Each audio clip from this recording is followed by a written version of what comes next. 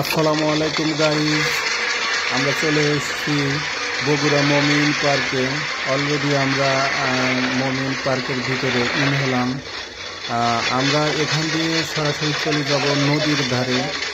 নদীর ধারে অনেকটাই বসার জায়গা আছে, রেস্টুরেন্ট আছে, খাওয়ার জায়গাও আছে।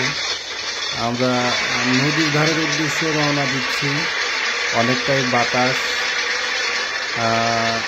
রিক্সাতে আছি।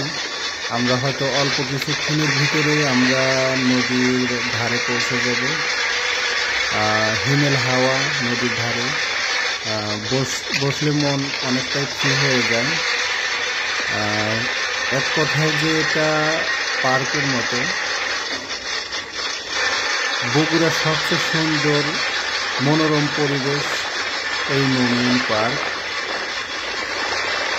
পার্কের ভিতরে ঢুকলে আপনার মনটা ফ্রেশ হয়ে যাবে। পার্কের ভিতরে রিক্সা নিয়ে ঘুরছি, দেখতে পাচ্ছেন তো গাইস।